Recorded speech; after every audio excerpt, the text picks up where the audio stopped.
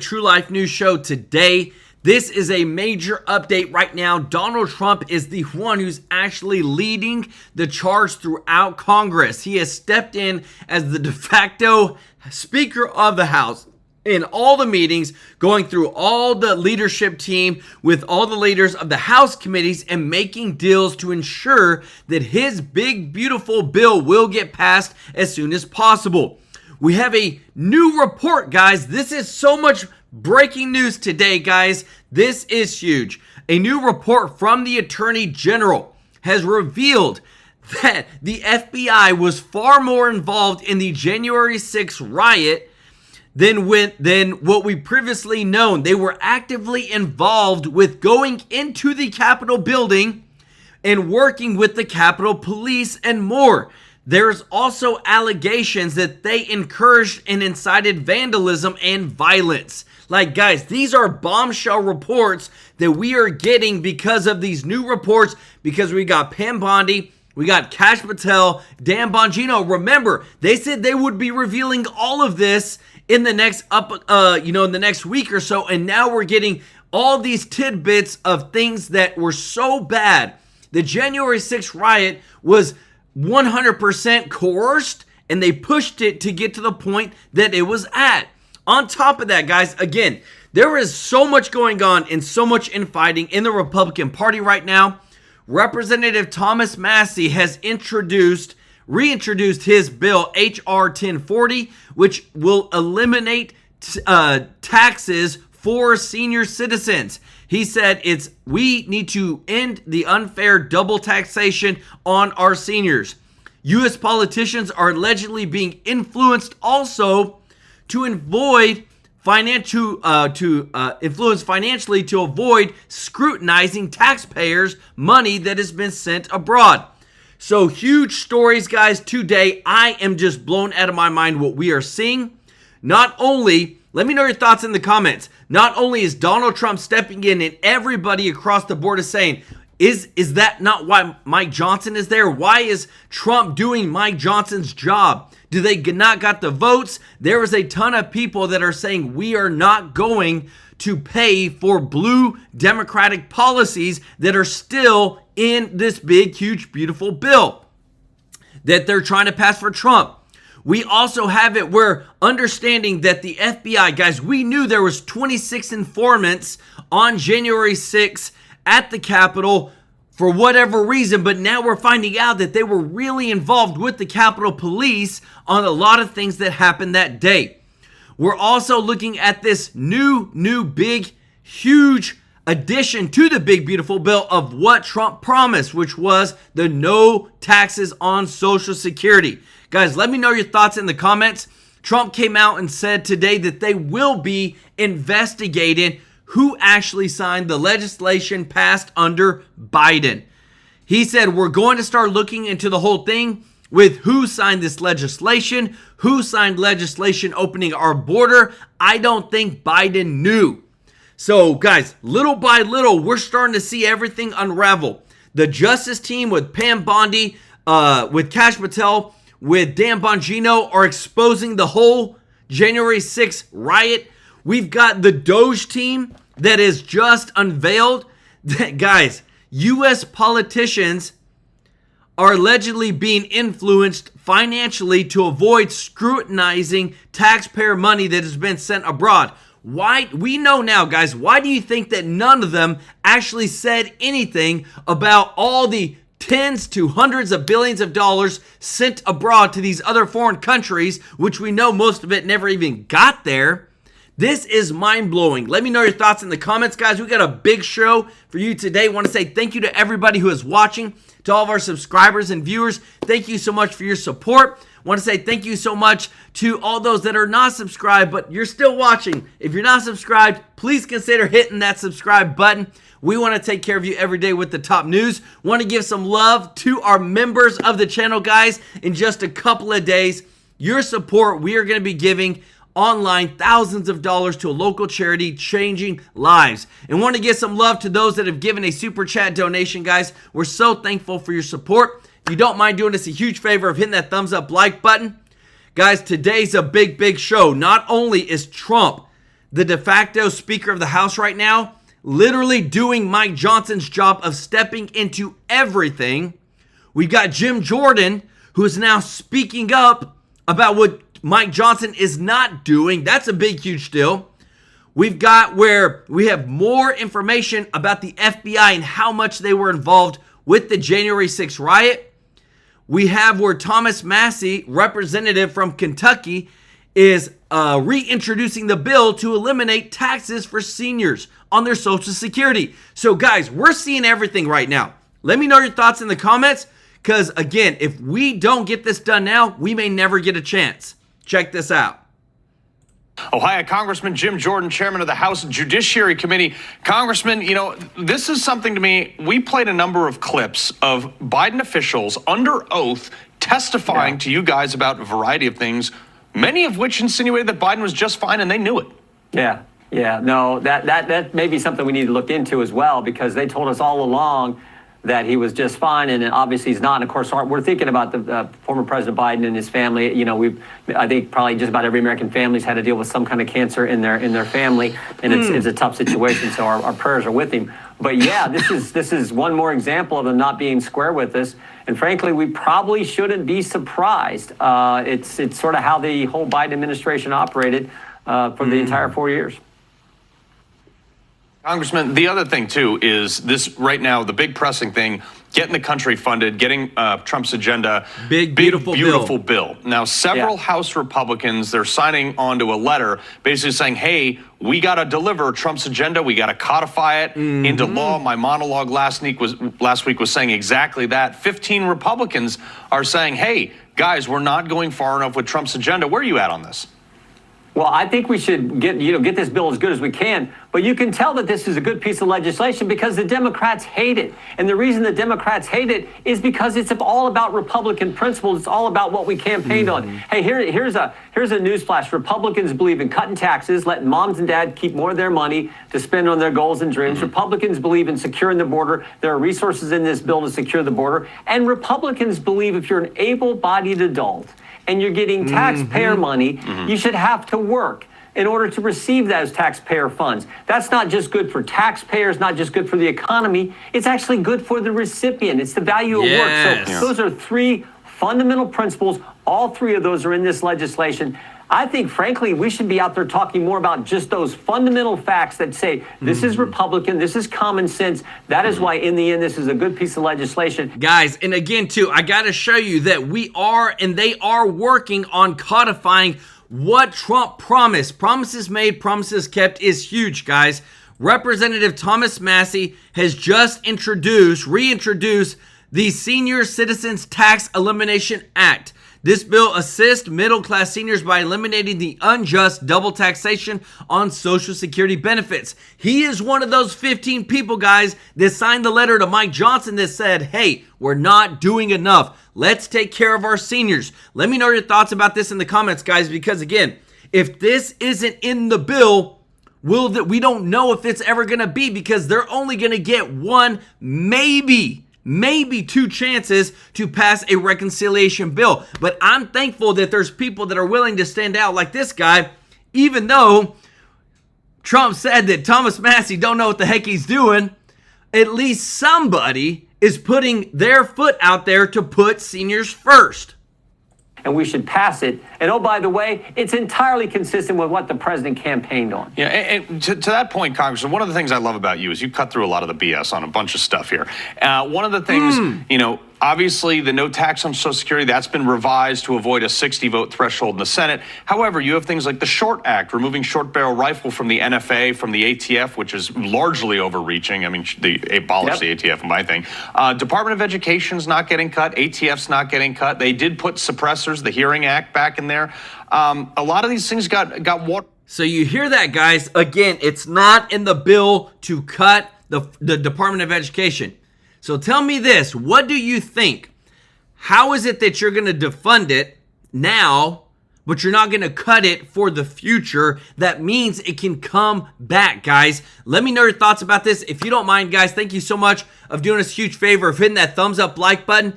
Hope you appreciate this. We're trying to bring you all the full context, the full truth, guys, of what is happening on Capitol Hill that's going to affect everybody in America. Down, and people like me, who I'm almost a single issue voter on guns, what should Congress tell people like me? There are tax cuts in this bill. There are the items you just described in this bill. There's security. There's resources. This came out of our committee. Resources to make sure the border stays secure after 4 years of Joe Biden having no border. There's work requirements in this bill that say we should able-bodied adult. Guess what? You're supposed to look. You're supposed to work, particularly if you're receiving taxpayer money. So you take any one of those individual items out. Take any of the individual items you take. Now, could the bill be better?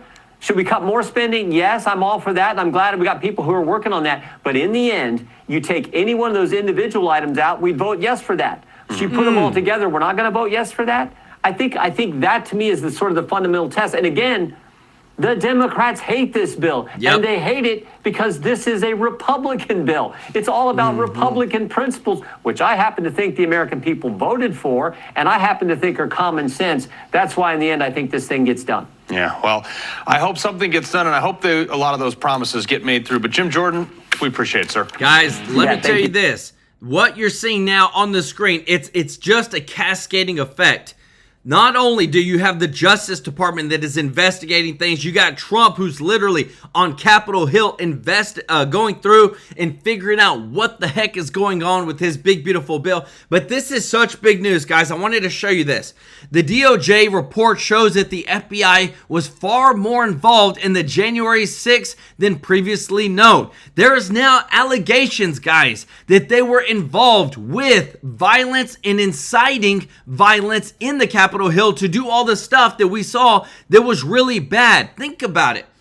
There was people that were coerced to go into the Capitol. The Capitol Police let them open. We have a video of one of the FBI informants walking up to the one of the Capitol Police, giving them a fist bump, and then having them handcuff them, and then walked out. It was all staged, guys. This is to me how corrupt our system has been, that we're finally exposing it all. And this is why getting these Doge cuts, codifying Trump's executive orders is so important, because if we don't do this, this will continue to happen in America.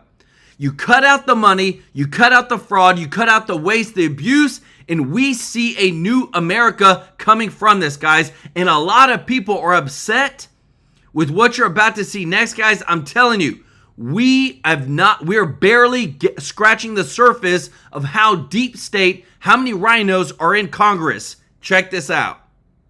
But yes. I got a problem. Yeah. It's not with Andy Harris. Here's what I got a problem with. Yeah. And folks, I'm going to take them to agree for this, but that's part of the business. I don't mind that.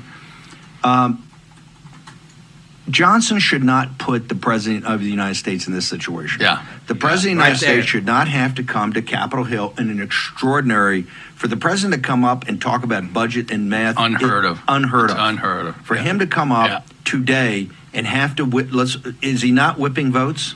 Is he not doing Tom Emmer's job? Yeah. And because Johnson in these rooms tells everybody what they want to hear.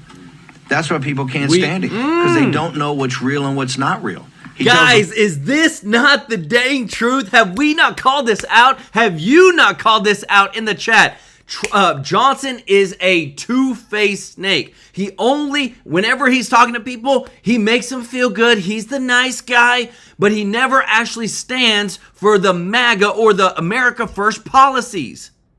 Assault guys one thing, he tells the Medicaid guys another thing, he tells the FMAP, we're going to get to FMAP, then we're not going to do it. So nobody knows where they are. The president, people believe, because the president coming out throwing in hard. So the president comes up right now to basically give his say-so and whip votes, and you're hearing guys saying, hey, we respect the president, but we're not there. That should not happen. If he does come up, it should be, he makes his point, people say, yeah, boom, and then it's a group hug. Yeah. That's not happening. That's a Johnson problem. That's not a Trump problem. It's not a Trump White House problem. Yeah, that's a Johnson problem. And I President Trump, let's just be brutally frank. He is at the conference today to whip votes. The votes are not there. He's going to whip votes against the Freedom Caucus and other deficit hawks that are saying, hey, I hear about waste, fraud, and abuse, but where's Elon? Where's Doge? I told y'all, if it's going to be performative, you're going to pay a price, and now we're paying a price. The president, I just want to repeat, the president of the United States has gone up to Capitol Hill because Speaker Johnson, it's obvious President Trump loves Speaker Johnson, but Speaker Johnson hadn't done his job. He couldn't deliver this. So the president, this is extraordinary, for the president of the United States to go to the Capitol on something that's not the State of the Union and not like a declaration of war, to go up. And as we said before, this is the main kind of event. You got the stopping the kinetic part of the Third World War. You've got the sealing the border, which he's done, or closing the border, and the mass deportations, which we're driving towards a constitutional crisis on. But this, getting the commercial relationships, which is the tariff and the trade deal, reset around America first and American workers, and then stop the madness of the Biden years on the spending. Need him coming out and talking about math. He goes out and gives this cheery kind of happy talk on we got the votes, if we got the votes. Hey, look, dude, that's fine. And guys, I got to show you the facts of what they're about to talk about, guys, because it's super, super important. There was only a few number of people that are calling out the math in what we're actually dealing with. Thomas Massie actually came out and said, the big, beautiful bill will add $20 trillion of federal debt over 10 years, and that's according to the authors of it. There's another huge problem. It will increase the price of the $36 trillion of debt we already have. Bond buyers realize we aren't fiscally responsible, and because of that, Moody's cuts America's pristine credit rating, citing rising debt. So we're right here, guys. We're in a pickle. We're in a cluster that we have people that do not want to cut federal spending in Congress. We're losing our credit rating with the world. We have much debt, like so much debt that is about to be added because Trump's trying to make sure that the economy is set to grow. But at the same time, he's fighting so many Republicans that do not want to budge on cutting federal spending. Guys, is this not the fight of our lives? Let me know your thoughts in the comments because the math is the math. And what you're about to hear next changes everything, guys. If we do not get things in check with our federal spending, the very thing that Congress is supposed to do, our country is going to continue to see rising inflation. Because the national debt is going to go up. The spending is going to keep happening. Let me know your thoughts in the comments. This is insane. But thank God, Speaker Johnson isn't getting it done. So Trump is doing what normally no other president ever does. And he's stepping in to get the job done. Not a political guy. Let the political guys talk about the votes. If you got the votes, bro, why is the commander-in-chief and the president of these United States up on Capitol Hill? Yep. And President Trump is on Capitol. He's whipping votes, right? He's not up there for a discussion. He's not going to give his grand theory. He's up there to whip votes. He's to tell guys, hey, look, I want this. This is where I am right now. I hear all the good things you got to say about Medicaid. I'm not interested. I want to get it done. I want to get it done now. Now, I would say you got to focus on these deficits blowing up because guess what? The bond market right now, the 10-year Treasury is over 4.5. The 30s are close to 5. And we'll say, well, Steve, big deal. The people just came out, the economies. I said, I got all that. But you've got to look downrange on these things. This is how we've gotten into this jam. And looking downrange is the fact that I don't think the Treasury Department, the games Yellen played and got us into this jam with Biden, with a compliant Senate Republicans led by a guy from Kentucky, Mitch McConnell. That's how we got here. Okay? You look at this and you understand that, hey, we may have a problem in the out years. Dave Brett, you're signaling. Just jump into the microphone. You don't have to be so. What are you so polite for today? I'm Presbyterian. We're decent and good order people. The Presbyterians, you all think this is foreordained anyway or whatever. You got the elect guys like you and a bunch of papists like myself who are going to be burning in the pits of hell. It is all foreordained, just no one knows it. Only God's mind knows it. And there's the theology for the day. Yeah, the Wall Street Journal, of all folks, come in on the spending issue today and mention the Moody's downgrade and say it's time for the Moody's downgrade. If Denver has the chart, it doesn't really matter. It just shows we're spending way more than we're taking in revenues. It's a long-term problem. Japan is blowing up. As of yesterday, the tails on their bond sales for 20 years and 40 years is out of whack. They have a huge dilemma now. Either they print money and get blown out inflation, or else they cut rates and then interest rates soar. I don't agree with these guys, but but they say Republicans. Guys, if you appreciate this, if you don't mind hitting that thumbs up like button, guys, what we're showing you is that we are in a huge problem. The spending that has happened over the past 4 years, guys, remember, we literally added $10 trillion in debt over the past 4 years. And the spending is continuing. We have a continuing resolution that is still in place from the Biden administration. And that's what Mike Johnson just passed. Let me know your thoughts in the comments. Thank you so much, Tracy Garner, for the super chat. Let's go. Says, so thankful Trump is standing in as speaker. I know he will get things done. Common sense for all. Go MAGA and praise God. Amen. Y'all show Tracy some love in the chat. Could do something about this, but may not have the votes. And then Doge has cut around the edges. Doge was, and I'm not trying to dump on Elon. I'm trying to say exactly what happened here. The political class up there are looking for a fairy. They're looking for Deus ex machina. They're looking for a fairy godmother to come in with a magic wand and saying, back to us, Denver. We're gonna take away from. Are you directing now? Yeah, helping you out. that we expect a fairy godmother to come in here and wave a wand, and waste, fraud, and abuse is going to be $1 trillion. Remember, I said that's redunculous. Okay, and what happened? They didn't focus on Medicaid. Medicaid's rife with waste, fraud, and abuse. Where is it? It hasn't been defined.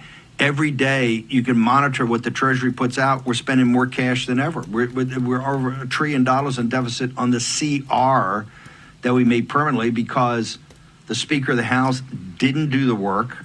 Let's be blunt, didn't do the work that was necessary to get control of this thing. Yeah, and the Wall Street Journal, you just said, they just finished their point, said, well, they may not have the votes for this. Moving on, as if there's nothing to say. The Wall Street Journal has done no homework, no sharpened pencil on all of these financial, they're the financial paper in the U.S. They haven't covered any of these sub-issues at all. Only tax cuts. Every day, all day, the benefits of tax cuts. Great, we get that. There's also a different theory of the case here, which I hope people in the White House and the Treasury at least here's the issue: the deficits being this large means the debt gets larger because they get added. Yep. You have to refinance the debt. In the refinancing of the debt, my theory of the case, or our theory of the case, and many people's theory of the case, is that that's the embedded inflation. Right. This is why Yellen didn't go out and finance in 10s and 30s. Because she realized that would blow up those and make it even more expensive. Remember, the 10-year Treasury, folks, controls your financial life. They didn't want to do it, so we did like a Banana Republic did. We do it short term. Scott Besson's trying to get away from that, but it's not away from it yet. Not totally. Guys, right? and again, look, because all this stuff is coming out right now, and I want to show you that more and more Republican Congressman Mike Lawyer, just said he's still a no on the big, beautiful bill despite Trump's meeting because the bill doesn't force taxpayers in red states to pay for the lifestyles of people in failed blue states. Guys, let me tell you this. They're fighting for the SNAP. That's what all some of these Republicans are fighting for. Where states that have state and local taxes, like New York, California, they want bigger deductions. So guess who has to pay? States that don't have state taxes like Tennessee, Florida, Texas. And so the states that are spending hundreds of billions of dollars on what? On illegal aliens, on putting them in the Roosevelt Hotel, on all this just DEI stuff.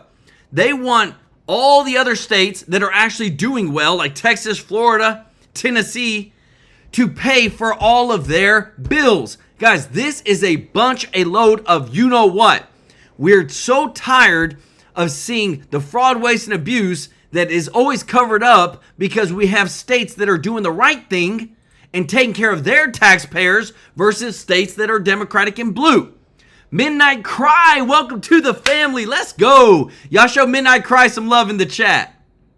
So you add to these deficits, inflation's going to be there. So next year, if you look down range, yes, the tax cut and the supply side, although a lot of the supply side stuff is not permanent, not permanent. And if you had more cuts, maybe you can make them permanent because you want a supply side tax cut, which focuses on work, productivity, capital investment.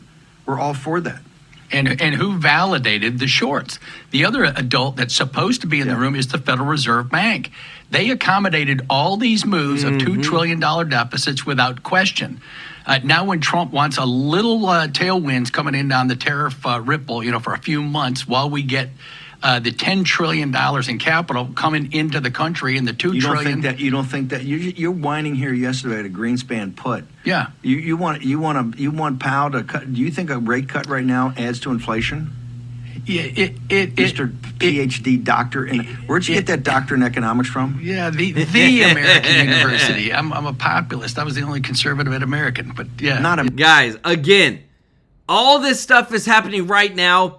So much breaking news. This just broke moments ago, guys. CBS is now offering Trump $20 million for interfering in the election. To me, that's not enough. Because they're paying it to Trump, but who really would have suffered, and who suffered in the 2020 election and even in the 2016 election when it came to what? Down the ballot for House and senators, House of Representatives and congressmen. These people should lose their license, their broadcasting license. Also, they need to pay a lot more because they intentionally did it. Let me know your thoughts about this, guys. This is huge, huge news. For them trying to offer $20 million to Trump for interfering in the election over that 60 minutes interview with Kamala Harris. Let me know your thoughts, guys. I'm ready to see America move forward, but dang it, guys, it's getting harder and harder and harder. There is more common sense people that are moving over to the center. Trump just gave a huge, huge speech on Capitol Hill. And guys, listen, he's doing the job that Mike Johnson should be. Listen to this. I think because we won some elections, as you probably noticed, and we're going to win a lot of elections. We have an economy that's roaring. We took out 5.1 billion. If you take a look, 5.1 trillion with a T, not a B. 5.1 trillion out of the Middle East. They're investing more than that. It's going to be ultimately more than that. 180 wide-body Boeing aircraft. They're spending money at levels that nobody's ever seen. Usually a president goes for a trip and he loses money. In other words, he gives money. We went for a trip and we took out $5.1 trillion. Nobody has ever seen anything like it. And that's just the beginning. So I think we're a very unified party. The Senate's doing great. John Thune is doing fantastically. He's a great guy. And we're going to have a bill, the one big beautiful bill. I think it's the biggest bill ever passed. And we got to get it done. Tremendous tax cuts for people. Tremendous incentives, tremendous regulation cuts, all these regulations that are so horrible. And now you find out and find out what happened because Biden, look, it's a very sad thing what happened, but we're going to start looking into this whole thing with who signed this legislation. Who signed legislation opening our border? I don't think he knew. I said there's nobody that can want an open border. Nobody. And now I find out that it wasn't him. He auto-penned it. Who was operating the auto-pen? This is a very serious thing. We had a president that didn't sign anything. He auto-penned almost everything. He opened the borders of the United States of America. And I kept saying, who would do such a thing? Allowing criminals to pour in from all over the world, not just South America, all over the world. They came in from Africa. Guys, and if you want some numbers, because your boy brings the receipts, guys. During Biden's presidency, he spent an additional $4.7 trillion more dollars than projected by the CBO. So almost $5 trillion was spent more than what we had budgeted for, what we had projected, and that's why we're in such a dang cluster, guys. Let me know your thoughts in the comments if you appreciate this. If you don't mind hitting that thumbs up like button. we are seeing unprecedented spending that is out of control. It started with Biden, and now the dang even Republicans don't want to pull back on it. They came in from Asia. They came from the Congo. The prisons in the Congo in Africa, these are rough people.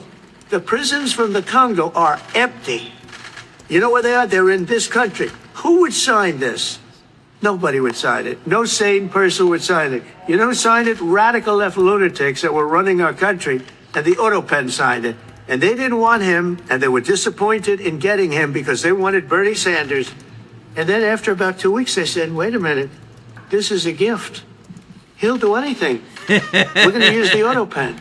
And they used the Autopen and everything. Sucks. He didn't approve this stuff because when Joe Biden was with it, he would never have approved it. You take a look. He would have never approved open borders. Go ahead, another resume. Are Republicans still grandstanding in your view?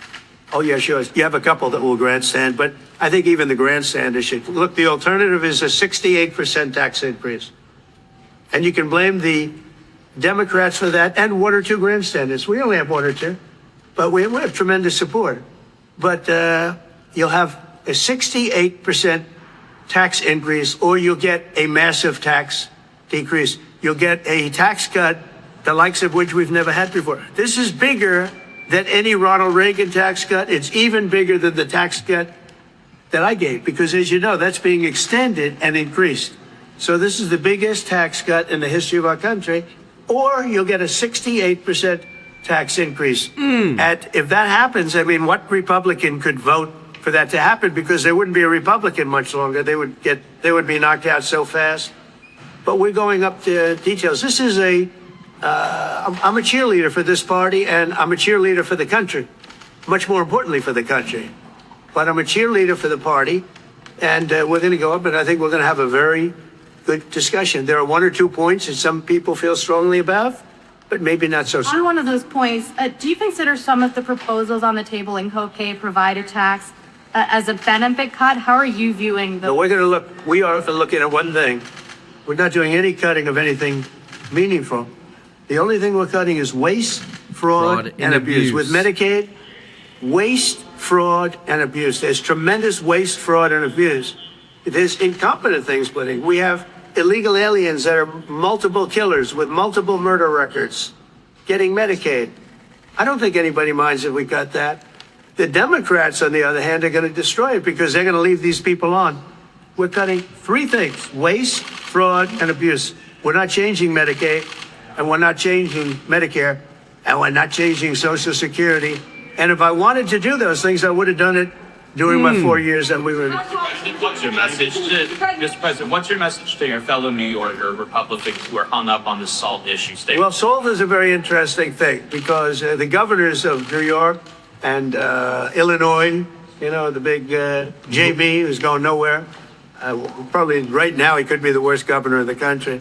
But Illinois and Gavin Newsom, those are the people that want this. And they're Democrat states. They're all Democrat states. You know, Ronald Reagan tried very hard to get this passed, was unable to do it the way we have it, where basically everybody's treated equally. He tried it so hard, and he never got it done. He was always disappointed. He never got it done. We got it done. Now people want to change it. So we're going to be talking about that. But the biggest beneficiary, if we do that, are governors from New York, Illinois, and California. And those guys, again, like, this blows my mind of how is it in the right now we know we're the United States, but when it comes to the SNAP taxes, that instead of these blue states being more fiscally responsible, they spend all their money on, I'm talking hundreds of billions of dollars on illegal aliens, and then expect red states to bail them out and give them these SALT deduction taxes of $30,000 per family, per person. Guys, we're talking about some big money. This is hundreds of billions of dollars. This is what gets me so mad, is that even whenever you live in a red state, you still pay in some sense for the faults and for the corruption in the blue states. Let me know your thoughts in the comments. governors are the ones that blew it because they weren't able to get it. So I think we're going to be explaining that these are all very blue states, that I don't really believe. If we had honest elections, I don't actually believe. I think I would have won California. I would have won New York. I even think I would have won Illinois. I think we have to, we're going to start this after. I was talking to Mike, and again, I'm his biggest fan. I love this guy. He's the only guy could have walked in with a one. Think of it. You can't be a guy like me and have a one majority. You have to be a guy like him, a nice person. He's very religious. He prays. Guys, oh my goodness, what do you think? Trump is saying he loves Mike. Mike's the nice guy, but Mike gives everybody what he wants and sells everybody what they want to hear and doesn't get Trump's agenda done. To the point where Trump is literally at Congress, guys. This never happens. What you are seeing on the screen doesn't happen with any other presidents. It doesn't. You go look back. This is unprecedented. Why? The only time that he ever goes to the Congress for the State of the Union or if they're declaring war. But now he's there because Mike Johnson can't cut the deals. We need a new speaker. He's a man of God, and so am I, but he's really to a new level. I will tell you. He is a great guy. They love him in Louisiana, and they love him that's the only kind of guy. Somebody said, oh, well, we want somebody that, if you put a certain personality in there, you would have never, look at what he got passed, what he's gotten passed. And just so you understand, he's getting this passed too. And I don't think there's anybody I could give you guys that is so tough, you guys would run if you ever looked at him. If you ever saw some of these guys, you would not ask him questions, you'd be afraid to. This guy did something that I don't think there's anybody that's more well-suited to be Speaker of the House, especially in a case like this. Remember, we had a majority of 1 for 6 months, and that was a very frightening thing because the Democrats have really hurt our country. And all right, guys, so now that you hear that, I want to bring some more context. I don't trust Mike. I see it in the chat right now. A lot of people don't trust Mike. I don't either because, again, too, I look at the track record. He has bent the knee too much to because think about it like this, guys. It's all about perception, too. Trump's not stupid. If he can have a nice guy in Congress and then he can come in and be the bad guy, you're playing good cop, bad cop. And he gets things done. Trust me, I've thought about this from every single facet, scenario, perception that I can think about. And it honestly makes sense. Just like he said, he's the nice guy. And who's the bad guy? Trump. And what happens? You go in, you negotiate.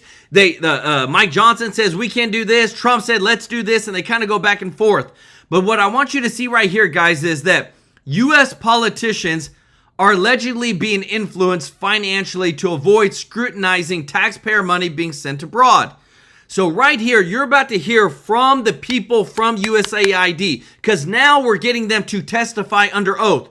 What the heck was going on with our money? Why was it being sent over for drag shows in Ecuador, for Sesame Street in Iraq, for all this stuff in Uganda, and for to be in the elections in India? Guys, the corruption is real and people need to go to jail. Listen to this. How did terrorists exploit our foreign aid loopholes? Well, we have a lot of our international... Can you pull your mic up? I'm sorry. Can you hear me? Yes, sir. You have international NGOs and UN agencies actively lobby here in Washington, D.C. against vetting policies that would prevent it. I was the senior vetting officer at USAID. And what we did... Did you say United Nations is doing this? The UN? Sure. Everybody who's getting money lobbies here. That they're lobbying against us. I'm sorry, Mr. Roman, There's actually someone who used to work for one of those lobbies, the largest NGO lobby, Interaction. One of our co-witnesses here worked for them from 2018 to 2023. USAID effectively self-funds its own external private lobby that then goes back to Congress and asks for more money for USAID. So the taxpayers fund this lobbyist who's working against American interests. Correct. Possibly killing our allies and possibly Americans. Do you hear this stuff, guys? This is happening right now, guys, under oath in Congress right now, calling them out on all the corruption that has been happening in our Congress with officials with our taxpayer dollars. If you appreciate this, guys, if you don't mind hitting the thumbs up like button, guys, this is the real news, guys. You will not see this anywhere else. That's why I appreciate whenever you like these videos, you share these videos. It is mind-blowing to hear what the heck is actually going on in our world, with our tax dollars. Together groups in Washington that overseas work with groups that kill Americans. Yeah, I don't need a flow chart to show that. I appreciate it. Do you think USAID programs have been aligned with the national security interests of the U.S.? No, they have not. They have actually helped China. Mr. Roman? No. Okay. How do these programs compromise our national security, Mr. Premerick? They actually push China. They actually push much of the world towards China on the green energy agenda. They push people, ordinary people, billions of people towards China because of the resentment caused by our social re-engineering. Are we being lobbied by these pro-communist China groups currently? Well, a lot of these countries don't even have to lobby because they get the money anyway, like South Africa. Yeah, and in fact, these lobbyists have come to the House and have tried to kill legislation like H.R. 160, which was meant to increase transparency in USAID's funding of overseas organizations. Is that a current piece of legislation? That's from the last session. And give me that number again. H.R. 160. And what does it do? It was meant to give U.S. lawmakers the ability to have higher transparency in terror financing investigations aimed at scrutinizing extremist groups. Mr. Premerick? We had a regulation before we left in the last administration that anybody who touches money in countries where there's terrorists, those names have to go through databases, terrorist databases. That was overturned by Biden. Overturned by Biden. Guys, again, it's like when we show you this stuff, we're showing you the breaking news, what's happening on Congress. There's always so much that is going on. But again, it's like even with our own taxpayer dollars, guys, DOJ reported that our own FBI was far more involved in the January 6th than previously known, where there's now allegations that they incited violence, they incited vandalism. They're the ones that coerced people to continue to push through and get into the Capitol building, guys. Is this not corruption or what? I'm ready to see somebody do their dang job and put these people in jail. I hate it, guys, because how are we supposed to trust what is going on Capitol Hill when our own people, our own tax dollars are being used because of political party differences? Now we have this right here that's come out, and I want to, again, so much is happening. We're bringing you the breaking news, guys, of what's going on. Check this out. Leader standing behind me. I tell you what, we're in a very good mood this morning. We had an epic time on the Hill. I don't think there's ever been a time when I've been more proud to be a Republican, to be an American. We're on the verge of making history here, and everybody feels it. In that room today with President Trump, it was filled with standing ovations and high energy and high excitement, because everybody senses what's happening here. It was a great esprit de corps, and we're blessed to serve under and with a president who understands the necessity of these relationships and is willing to roll his sleeves up and come stand in the trenches to be a part of this excitement of what's happening. From the outset of the budget reconciliation process, we have sought to enact President Trump's full agenda, not just parts of it. And that's why we call it the one big beautiful bill, because really everything is sandwiched into this. The American people were sick of wasteful spending and high inflation and open borders and weakness on the world stage. And you know what we're working towards right now? The opposite of all those things. President Trump has used his executive authority in historic ways to stop much of the bleeding. But Congress has a role and a responsibility to step in at this stage to stitch up and mend those wounds for good. And that's what this legislation is about. We cannot leave the American people waiting or wanting. The one big beautiful bill enshrines into law and funds President Trump's promises. There's a lot of them because we had to make them, because after the last 4 years, everything was an absolute disaster. So he's promised to cut wasteful spending and save taxpayers' money. Check, that's what we're doing. Make permanent historic tax cuts and prevent the largest tax hike in U.S. history. Check, that's what we're doing. Invest in our national defense and homeland security in a fiscally responsible manner. That too. Reestablish American energy dominance. And basically restore common sense to the government. That's what the American people elected him to do. This bill does all that and so much more. And as a reminder, we're right on schedule.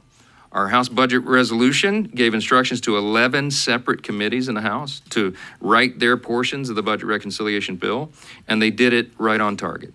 Every instructed committee exceeded those targets, in fact, that they were given through our resolution. That means the committees that were told to spend have spent less. And the committees that were told to save actually found more savings than they were targeting.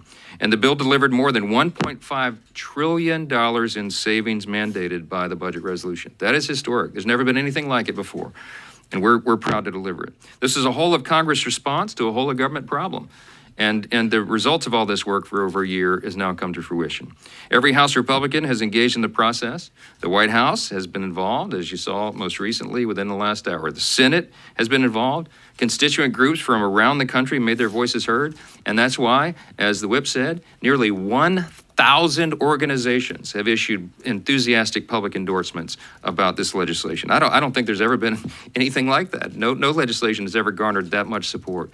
It's really something. And we never promised it'd be easy. We never thought this was going to be an effortless process, because when you're doing this much in a bill this large and complicated and comprehensive, there's a lot of opinions in the room. We respect that in the Republican Party. We're people of deep principle and settled philosophy, and you're going to get differences of opinion when you work through these things. That's part of it. We welcome it. Nothing in Congress is ever easy, especially when you have small margins. But we are going to land this plane and deliver this, and we're proud what we've accomplished together. Every member of the conference can be proud of this legislation in the end. It's truly a nation-shaping piece of legislation. You heard some of the highlights here. Let me just give you a couple of things that haven't been mentioned yet, or can't be mentioned enough. Some of the big conservative wins in the bill that are common sense wins for the American people. Putting Americans first. I love what Chairman Jordan said. This is really simple. We're delivering. We're doing what we said we were going to do. When you talk about putting Americans first, we're making the largest investment in border security in over a generation, providing nearly $150 billion to secure our border and deport illegal aliens.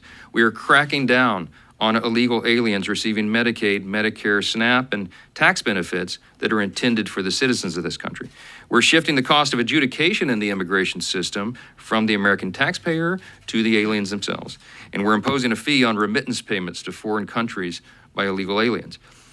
Second category, providing historic tax relief. We're going to limit. You just heard that, guys. Remittance on payments to foreign illegal aliens. I just want to show you this just to give you some perspective. The average Social Security recipient receives $1,223 per month after working over 50 years.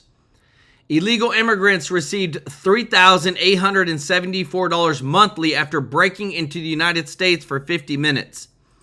Because at the border, they were given Medicare forms, housing assistance forms, they were given a cell phone, they were giving SNAP food, all this stuff. Now you tell me, guys, it's like this is what it's taken to get away from all of this, because this is what people were doing. They were coming in caravans, guys, into the United States, and the Democrats allowed this. Silda Morales, thank you so much for the super chat. Let's go. If you guys, I'm just appreciating that we're finally hearing a glimpse of America First policies. Eliminate taxes on tips and overtime and provide tax relief for seniors on Social Security. We're going to eliminate taxes on auto loan interest if that car is made in the U.S., lowering the cost of borrowing for America's farmers and providing tax relief for job creators. Another category, bringing back common sense. I mean, that's the continuing theme here that we all talk about. We're repealing and rolling back over $500 billion in funding for the radical Green New Deal policies from Biden's so-called Inflation Reduction Act. We call it the Inflation Act. We're ending Biden's war on American energy. We're banning Medicaid dollars from going to transgender surgeries for minors. We're canceling Biden's student loan repayment program. We're increasing university endowment tax for these big woke institutions. We're revoking tax exempt status for nonprofits that materially support terrorism. We're doubling the jail time for leaks of confidential taxpayer information. We're eliminating big businesses' ability to engage in woke PR campaigns to facilitate refundability for green energy projects. We're incentivizing federal workforce to be at-will employees, and we're repealing Biden's disastrous EV mandate. The stakes couldn't be any higher. We could go on and on. It's over 1,000 pages. I could list all the wins, but we only have so much time. Despite the overwhelming popularity of so many of these provisions in this bill, the guys on the other side of the Congressional Democrats have refused to engage with us in this process at all. Nothing. They're not going to vote for anything that I just listed for you. And make no mistake about it. This week they're going to vote for. They're going to vote for the largest increase in taxes in American history. They're going to vote against border security, against American energy dominance, and against broadly popular policies such as work requirements to shore up Medicaid. President Trump's one big beautiful bill is going to require one big beautiful vote. And this is our shot. Best chance. This is our best chance that we'll ever have in our lifetimes, in any of us, in any of our lifetimes, to deliver on the mandate handed down by so many Americans. 77 million Americans voted for President Trump, more than that. And in fact, it's exactly what Republicans were sent to Washington to accomplish, as Chairman Jordan said. By passing this legislation, wages will increase as much as $11,600. Take-home pay for the typical American family with 2 kids will increase by $13,300 a year. As many as 4.2 million full-time equivalent jobs will be created because of this legislation. But if we fail, here's the alternative. Here's what the Democrats are going to vote for. Every American citizen seeing a 22% tax hike, 26 million businesses would see a tax increase to 43%. We'd lose nearly 6 million jobs in the economy and about $1 trillion in GDP by some estimates. The Border Patrol and ICE would lack the resources to detain and deport criminal illegal aliens, and 1.4 million illegals would continue to receive taxpayer funding of health care. 1.4 million illegals would continue to receive the tax-funded health care. Should we help people out? 100%. But how in the world do we keep stepping over Americans to help out people that are not citizens, have not paid into the system, and that we don't even know who they are, guys? That's the problem we're dealing with. If you appreciate this, if you don't mind hitting the thumbs up like button, guys, thank you so much for supporting our channel, sharing and liking these videos. This right here, guys, is we are literally on the crux of just changing America forever, but dang it, I feel like there's just something not right. Look, we could go on and on this morning about finishing the border wall and accomplishing all these things that we've talked about. But I'm just end it here and tell you that failure is simply not an option. We have to get this done. I told President Trump on the campaign trail that I believed he could be the most consequential president of the modern era and arguably maybe one of the most in all of U.S. history, maybe top 2 or 3. I think this is the way we deliver that. And by extension, that means that this Congress can be one of the most consequential in history. We do not take that lightly. And despite the challenges and the nonstop media criticism and the historically small House majority, we are right on track to deliver. And that's what you'll see this House do this week. Now, we're not going to take a lot of questions this morning because we've already done a ton of media with you in the halls. The president gave you a lot, we gave you a lot. What we're leaving to do right now is gather up the small subgroups in the House Republican Conference and tie up the remaining loose ends. I'm very confident that we'll be able to do that. There's a great esprit de corps in the room this morning because everybody knows what's at stake. All the things we've talked about here this morning, we are going to get this done. So this is a rare thing. I'm going to say hold the questions and let me go get back to work. Guys, I want to see more done, guys. Let me know your thoughts in the comments, guys. Georgina Budney, welcome to the family. Let's go. Y'all show Georgina some love in the chat. Check this out, guys. Trump official says Joe Biden could be charged with elder abuse as more scathing details about Joe's health decline emerge, guys. This is the truth. This is the facts of what's going on. We want to see people be held accountable. Joe Biden has literally had prostate cancer for, God, they said at least 7 years. That's the time that it takes for it to metastasize into the bones. And Jill Biden knew the entire dang time. Let me know your thoughts in the comments. What should happen? I got to show you this, guys, because Marco Rubio is going off on everybody right now in Congress. And it's hilarious because even Republicans are saying, well, I regret voting for you. Listen to this, because Marco Rubio, to me, is turning out to be a pit bull, baby. And that's what we need in Trump's team. Check this out. And I have to tell you directly and personally that I regret voting for you for Secretary of State. I yield back. May I respond? You may sit. Well, first of all, your regret for voting for me confirms I'm doing a good job. Based on what I know. Well, that's just a flippant statement, Mr. Secretary. Can I respond, Mr. Chairman? You may. I didn't ask. Senator, question. please let the Secretary have I'd be the floor. happy to, but then I can respond to his. Your time's up, Senator, and willfully used, I might add. Ooh. Your remarks do not represent the view of this committee. Well, Mr. Secretary, Chairman, please. Well, I'd like to. I can't respond to everything he said because much of these are untrue, but I'll go through a few. First of all, I'm actually very proud of the work we've done with USAID. For example, I don't regret cutting $10 million for male circumcisions in Mozambique. I don't know how that makes us stronger and more prosperous as a nation. I raised don't regret Sudan, Mr. psychosocial support services. I for raised USAID. Sudan, Mr. Secretary. Can I respond, not Mr. Chairman, or do I? Senator, I'd ask you to suspend. You had 7 straight minutes. I chose to railing on- use my time that way, Mr. Chairman. That's my right to Please use suspend my time that way. Secretary Rubio. Well, I can go on. I mean, there's other things here. We spent $227,000 for Big Cat's YouTube channel from USAID. We spent $14 million for social cohesion in Mali, whatever the hell that means. So I can go on and on. I got the list here, and there's more. I didn't even bring the... He said social cohesion in Maui, whatever the heck that means. Guys, what a just liner, guys. I love this because these dang freaking Congress people think that they just have every right to control everything that goes on, and they never do anything wrong, and we're finally calling them out. A whole list. In the case of El Salvador, absolutely. Absolutely. We deported gang members, including the one you had a margarita with.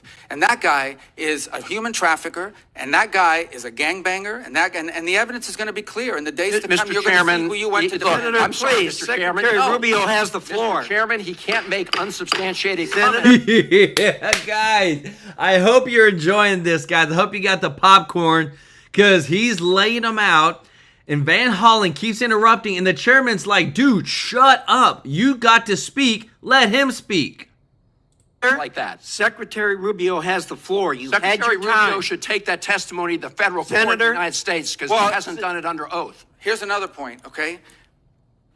There is a division in our government between the federal branch and the judicial branch. No judge in the judicial branch cannot tell me or the president how to conduct foreign policy. No judge can tell me how I have to outreach to a foreign partner or what I need to say to them. And if I do reach to that foreign partner and talk to them, I have under no obligation to share that with the judiciary branch. Just like a judge cannot order me to negotiate with a foreign minister of Russia, they cannot order me to negotiate with a foreign minister or the president of El Salvador. And if I did negotiate with them, which we have responded to them, and we've told them we've had communications with the president of El Salvador, I am under no obligation under our division of powers in this country and to share with the judicial branch how I conducted diplomacy of the United States. It would actually be counterproductive. If I started sharing with courts or frankly with the media, my conversations with foreign leaders and all of their details, no foreign leader would talk to me again and we would break trust with them. So I have complied with every court order. What I won't comply with is an order to disclose what I'm saying and what we're talking about with a foreign leader, because then they won't talk to me. Diplomacy doesn't work that way. About the student visas, let me say this. I don't deport anybody, and I don't snatch anybody. The State Department does not have officers in the street snatching everybody. What I do is revoke visas, and it's very simple. A visa is not a right. It is a privilege. People apply for student visas to come into the United States and study. And if you tell me that you're coming to the United States to lead campus crusades, to take over libraries and try to burn down buildings and acts of violence, we're not going to give you a visa. Is that what Ms. Ozturk did? We're not going to give you a visa. Is that what she did? Come on, Mr. Secretary. And every single You're one of just these blowing cases, the smoke factors here are now. different. Senator, the bottom line is if you're Senator, coming here to stir up trouble on our campuses, we will deny you a visa. And if you Does have the a First visa Amendment and we find apply you, to we'll people revoke living it. in the United And States? we're going to do more. There are more coming. We're going to continue to revoke the visas of people who are here Yes. as guests and are disrupting our higher education facilities. People are paying money. These kids pay money to go to school, and they have to walk Writing through a an bunch of op-ed lunatics to the who are top here on student newspapers visas. disrupting the Simple foreign as policy that. of the United I want to States. do more. I hope we can That's find more of these people. pathetic, Mr. In fact, the other Secretary. day, some guys led a riot. I forgot what university it was, and I asked, please, can you find the arrest records of all the people that were arrested at that riot at that campus? Because if any of them have a visa, we're going to revoke I it. feel so Boom. much safer All right, when you let's, lock up people like Ms. Ozturk, Mr. Secretary. We've had enough time on the subject. Thank you very much. Guys, I love it. I love it that we're finally seeing somebody stand up to some of these people, guys. The stuff that we see, and we get so tired of the fraud, the waste, the abuse. We get so tired of seeing lies being 100%. Just right before our eyes, guys. Look at this. They literally said, CBS News medical contributor and former Biden transition official claims White House doctors didn't do PSA test on the president to save money due to his advanced age. This is the President of the United States of America. That his salary is $400,000 a year. alone, his security costs tens of millions of dollars a year with the Secret Service. And they didn't want to do the very specific test that would signal where he was at with his blood work and other, and like just, you know, the deep details that we would have found out with cancer and stuff that they've been doing, because they were trying to save money. And then they're now saying as a result, they missed the cancer. Are you kidding me, guys? You cannot make this stuff up. I'm so upset because, again, when we look at how are we cleaning out the deep state? How are we actually fighting against all the fraud, the waste, the abuse? How are we getting across this big, beautiful bill? The tariffs that are in place? I want you to see this, guys, because again, too, the deep state is real and we are combating it as much as we can. Check this out. Joining us now to talk about that, the chairman of the House Judiciary Committee, Jim Jordan. Mr. Chairman, thank you so much for being here. You bet, Amanda. Good to be with you guys. Good to see you. I want to start with that memo from last week. Yeah. This lowered the threshold and set a new precedent for what effectively seemed to be investigating thought crime. Was that a prevailing attitude in the Biden administration? Well, we shouldn't be surprised by this because, as you pointed out, this was the same administration that said if you're a mom and dad going to a school board meeting, we need to investigate you. If you're a pro-life Catholic, you're an extremist. And maybe most importantly, this is the administration that tried to set up, actually did set up and then had to stop it, the Disinformation Governance Board. You know, the people, as you said, the thought police telling you what you can say, what you can post, what you can tweet, what you can read. I mean, it's like frightening. And it was because of work like that you guys did, that many of us did, pointing out how ridiculous this was, how contrary to the First Amendment this really was, that they ended up stopping that. So we shouldn't be surprised at the latest piece of evidence that flows right in that same vein. So I want to ask a little bit, you did so much work to document this censorship machinery. How much of it's been unraveled and what legislative fixes need to be put into the big, beautiful bill or elsewhere to make sure it never resurrects its dirty head again? Well, I think a lot of it's been changed. And you can, you know, people like you, good folks in the media who are highlighting it, work we did, certainly what Elon Musk did. I mean, I think his line was, I forget what it was, but I didn't spend $40 billion to buy Twitter. I spent $40 billion to save the First Amendment. And of course, President Trump's win last November, all that contributed to this. But remember what we uncovered. We finally got, Mark Zuckerberg wrote our committee a letter and said that, yeah, the Biden administration pressured us to censor. We did it.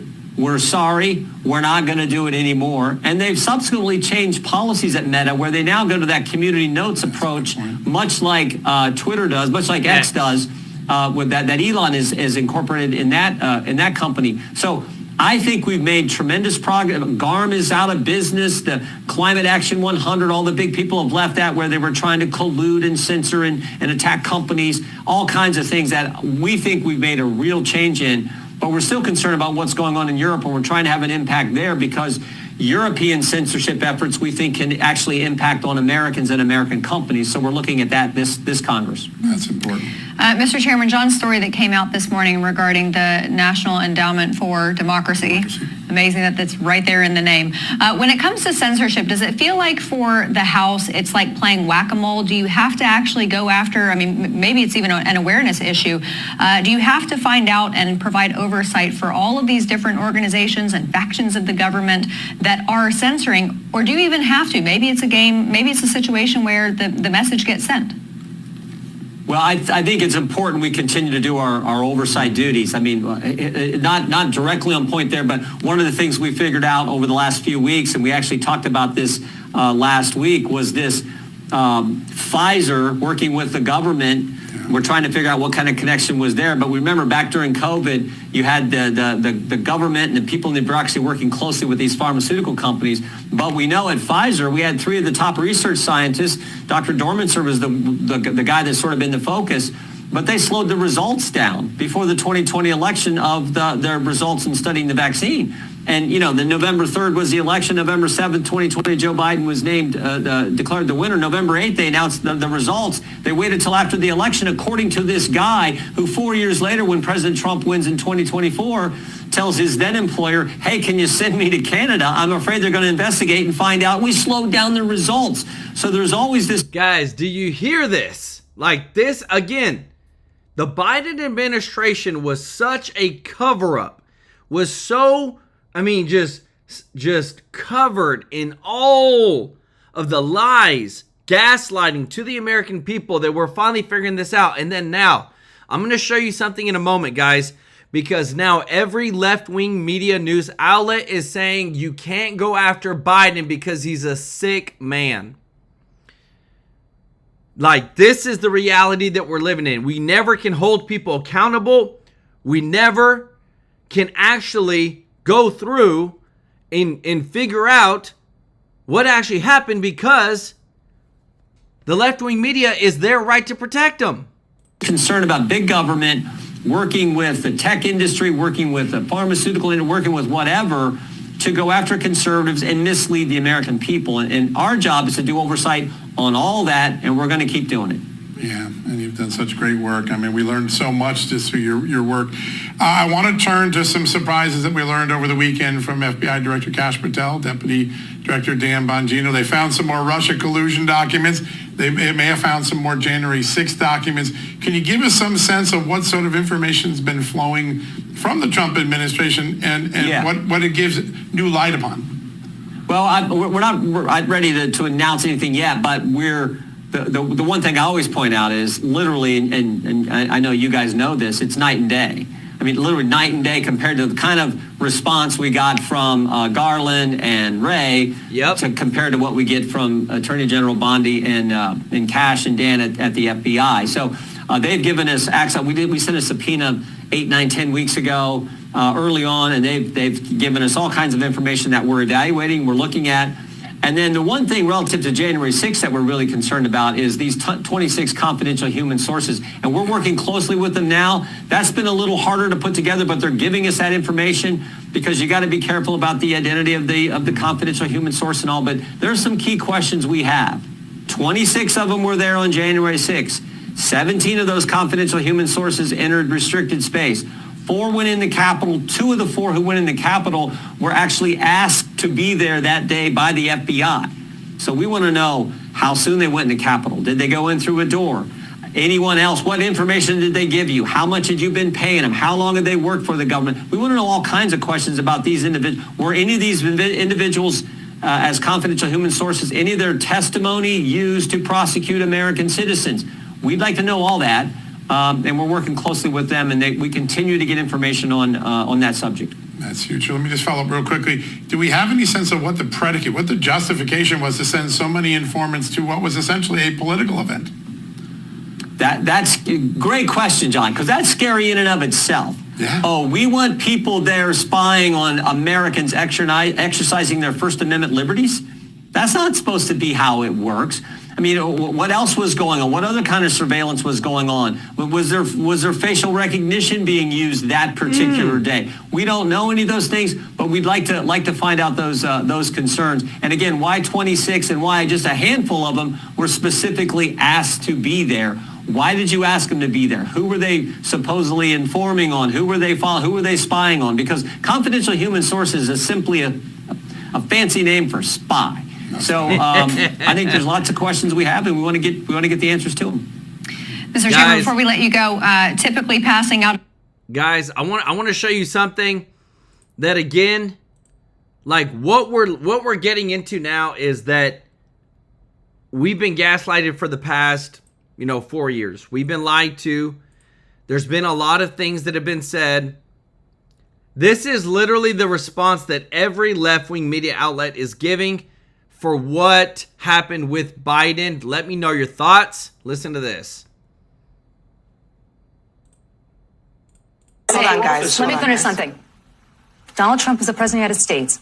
I would dearly love to see a cognitive test from him because as somebody who's lived in the New York media market for the last 40 years, I can tell you that the Donald Trump that I knew in the 80s is not the Donald Trump that I hear today. So your answer to the cover-up is Trump. My answer is... Your answer to every question is Trump. My answer is the cover-up is the story tonight. The president, yes, the cover-up is also the president of the United States, who happens to be Donald J. Trump today, is not, yeah, you could laugh all you want. I am definitely because laughing. You know why you're laughing? Because you You're don't laughing. want to. We're gonna- no, we're not laughing. You don't want to answer the question, Scott. Yeah. You hear that? Why? What happened with the Biden cover-up? Well, I want to see Trump take a cognitive test. What? Why won't you answer the dang question? See, this is how they're continuing to protect the Democratic Party time and time again, guys. This is so asinine from these people that they think they're so much better than everybody else that they can't ever bring out the truth. Tom Jackson, thank you so much for the super chat. Let's go. Sassy Madeline, thank you so much for the super chat. You also, Sassy Madeline and Tom, some love in the chat. President, what question? Julie, we're going to leave it there. I'd love to see his cognitive test. I'd love to see his sure physical test. Dr. I'm Grasso. Sure he would. Right. Hold on, guys. We have Dr. Grasso at the table. I got to let him go. Dr. Grasso, look, actually, really quickly, what is President Biden going to expect over the next couple of months? All right, so real quick. Patients with high-grade prostate cancer and metastatic disease means that disease is in the bone here. Hold on, guys. So bad, guys. So bad, guys. We've got so much going on. Trump is literally de facto speaker right now, doing something that's so unprecedented, literally in Congress, making the deals, talking the talks, guys. It's just crazy. Want to say thank you to everybody who is watching, guys. If you haven't hit the thumbs up like button, if you don't mind doing so, it really does help out the channel. Thank you so much for sharing our videos. Thank you to all of our viewers and subscribers. If you're not subscribed, please consider joining our family here at TrueLife News. We truly want to serve you every day with the top news. We got so much that's going on, but we are here not only to bring the good news and to bring all the other news too as well, but to change lives, guys. That's why in a couple of days, remember on the 22nd of every single month, you see this guy donate thousands of dollars live on stream. When you're a member, when you give a super chat, we get that money and we don't, I mean, what we get from YouTube, you know, because they take a huge portion of it, but we take it and we donate it to local charities. And right now we're donating in a couple of days to a children's home. Guys, these are kids that don't got anybody, but they got us, and we're going to help them out, and we're going to be donating to them live on stream. Want to say thank you so much to everybody, again, like I said, that is a member of the channel. Want to give some special love to Tracy Gardner, Midnight Cry, Silda Morales, Georgina Budney, Tom Jackson, and Sassy Madeline. Guys, y'all show them some love in the chat. So much breaking news today, but we're here for it, guys. We want to make sure that you're seeing across the board stuff you normally wouldn't see on mainstream media, and we don't care where the truth comes from, whether it's CNN or whether it's Fox or whether it's any of these, guys. We are going to show you everything because that's what matters. Being informed is what matters. We love you, appreciate you, and we'll see you in the next one. Take care. Bye-bye.